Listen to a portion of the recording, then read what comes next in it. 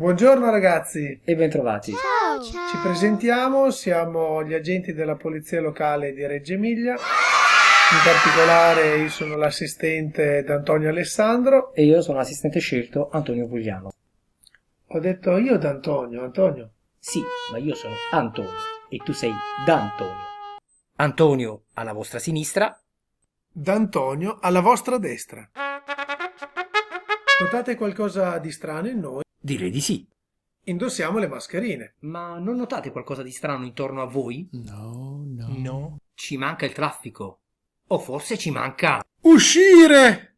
Anto, ma cosa sta succedendo? Succede che siamo in un momento particolare e delicato. E non uscire potrebbe darci dei vantaggi. Meno smog, Meno incidenti. meno inquinamento acustico e forse meno possibilità di ammalarci. Queste sono le regole. Al momento. Momento che sta per finire. Speriamo. E per questo torneremo ad essere padroni delle nostre strade. Ma visto che siamo rimasti in casa per tanto tempo, non vi sarete mica dimenticati le regole della strada? Speriamo. Ma siamo pronti a tornare sulle strade? Allora proviamo a ricordare le parti della strada. Allora, proviamo a chiederci com'è fatta una strada. Abbiamo una linea bianca che si chiama linea segnamargine. Dall'altra parte della carreggiata troveremo un'altra linea bianca che delimita a questo punto la carreggiata. Al centro troviamo la linea di mezzeria continua o discontinua che divide la carreggiata in corsie. Quindi in questo caso abbiamo due corsie che delimitano la carreggiata. Ora, se fossimo a piedi, saremmo dei... Piedoni! Ma no, Alle, saremmo dei pedoni. Se invece fossimo in bicicletta saremmo... Bicioni. Ma no, Anto, saremmo dei ciclisti. E se fossimo in auto? Autisti! No, Alle, con calma. Autisti lo diventeremo. Intanto siamo dei passeggeri. A questo punto, visto che abbiamo capito la differenza tra pedoni, ciclisti e passeggeri, cerchiamo di capire anche come devono essere posizionati sulla strada. Il pedone per muoversi sulla strada deve obbligatoriamente utilizzare il marciapiede. E, Anto, se non ci fosse il marciapiede? Se non ci fosse marciapiede bisognerebbe usare la banchina. Anto, ma cos'è la banchina? E la banchina è quella parte esterna alla carreggiata, quindi tutto quello che c'è dopo la linea bianca. Ma ragazzi, sappiamo anche come si utilizza? Beh, si utilizza in senso contrario a quello di marcia. In pratica dobbiamo fare in modo di vedere quello che succede davanti a noi.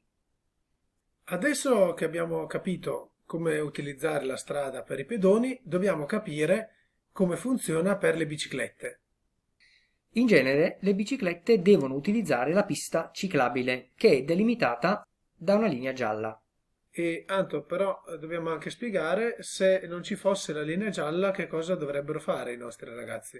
I nostri ragazzi dovrebbero tenersi sulla corsia di marcia utilizzata dagli altri veicoli, ma stando sempre il più possibile vicino al margine destro e quindi vicini alla linea bianca.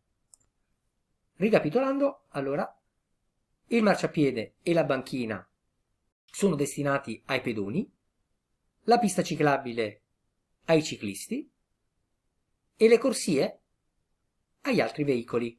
Quindi chi sono gli altri veicoli? Beh, tanto sono le autovetture, le moto, i ciclomotori, gli autobus.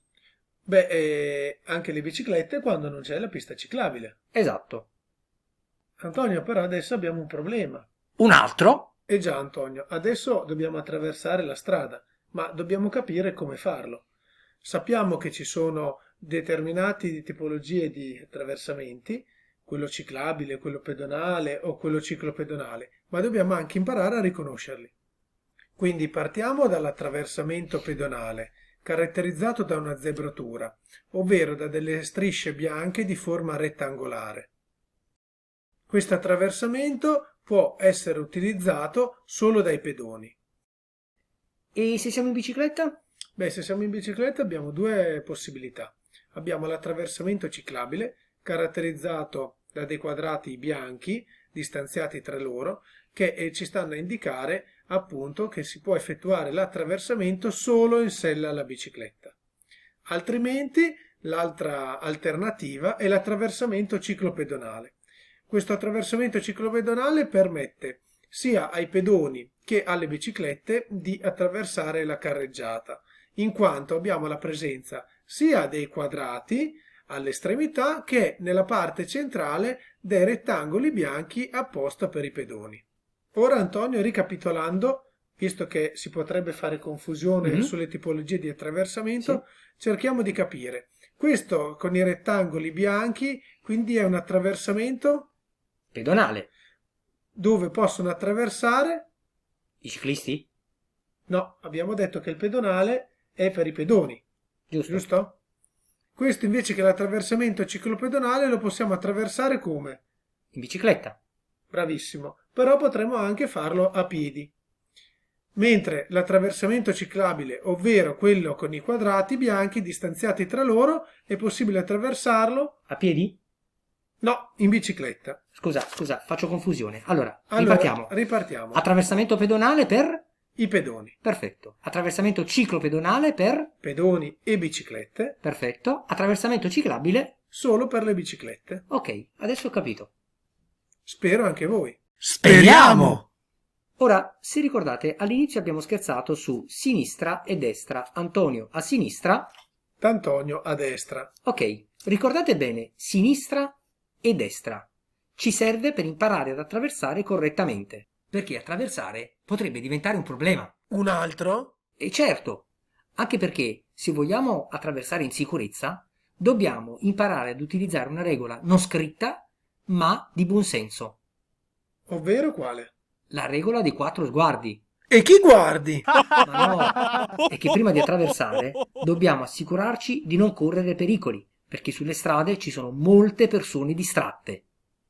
Quindi Antonio, vuoi dirmi che una volta che abbiamo individuato il nostro attraversamento, arriviamo in prossimità dello stesso e ci dobbiamo fermare?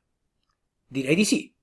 Proviamo a capire qual è la regola dei 4 sguardi. Quindi arrivo in corrispondenza dell'attraversamento, ho davanti a me l'attraversamento, mi fermo e guardo a sinistra, ma resto fermo, e dopo guardo a destra, ma resto ancora fermo.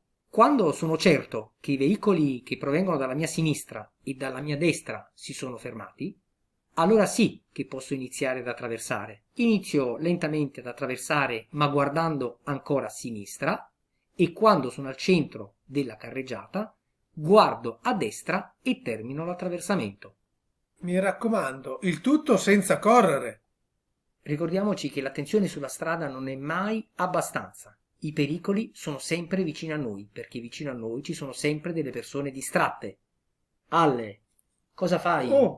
Scusami. Ecco, Scusami. Lui è distratto. Mi raccomando, ricordatevi che queste regole per attraversare la strada valgono anche per chi va in bicicletta. Comunque, tutto questo lo rivedremo meglio nelle prossime lezioni. Ora, prima di lasciarvi e di darvi un saluto, sperando di poterci poi rivedere al più presto in classe, speriamo! Vi daremo la possibilità di ripassare tutto quello che ci siamo detti attraverso un link che verrà fornito alle vostre maestre. Cliccando su questo link potrete accedere a una foto reale di una situazione stradale dove vi appariranno delle icone. Cliccando su di esse scoprirete a che cosa serviranno. A questo punto, ragazzi, alla prossima lezione.